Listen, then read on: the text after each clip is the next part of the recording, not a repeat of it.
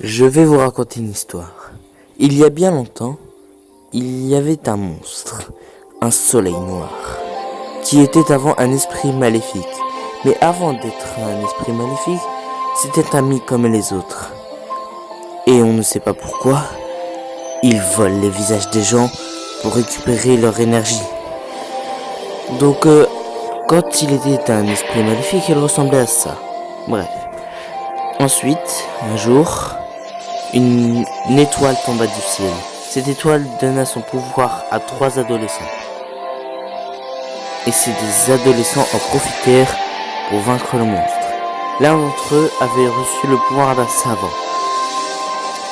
Et avec ses expériences chimiques, il réussit à invoquer des esprits pour créer une tornade qui leur permettra de récupérer un objet précieux. Cet objet précieux appartient à ce monstre. Ensuite, le deuxième équipier a reçu le pouvoir d'un guerrier et il combat sans peur, avec un courage énorme. Et lui aussi réussit à découper les petites ailettes du monstre. C'est aussi un objet précieux. Et ces deux objets furent donnés au troisième équipier qui utilisa le pouvoir des deux objets, puis les transmetta à ses deux autres coéquipiers. Et avec cette force incroyable, ils unissèrent leurs forces pour terrasser le monstre et donner le coup final. Sauf que le monstre n'acceptait pas sa défaite. Alors, juste avant de disparaître, il jura: Je reviendrai plus fort que jamais à anéantir ce monde. Après ça, 100 ans se sont écoulés et il ne s'est rien passé. Un beau jour,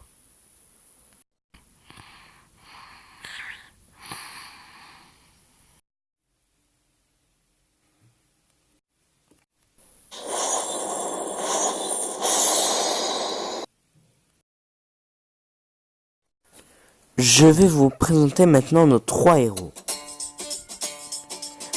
Le premier se nomme Aiga, c'est un peu le meneur du groupe. Il n'a rien de spécial. Le deuxième se nomme Julien, c'est celui qui a la plus grande force physique des 3. Le troisième est à l'école. Nos 2 aventuriers vont à l'école et croisent leur ami. Et je vous présente Mathis. C'est un peu l'intello du groupe. C'est le génie, on va dire. Et maintenant, je vais vous le dire. Vous savez que Aiga, Julien et Mathis ont quelque chose de très particulier. Il se trouve que ce sont les guerriers de la légende. Vous vous souvenez, tout à l'heure, je vous ai raconté une légende. Non, je rigole. En fait, ce sont leurs descendants. Parce que ça s'est passé il y a 100 ans quand même. Bref, et il y a aussi une petite brute qui, lui, aime craquer ses doigts. Et il déteste Aiga.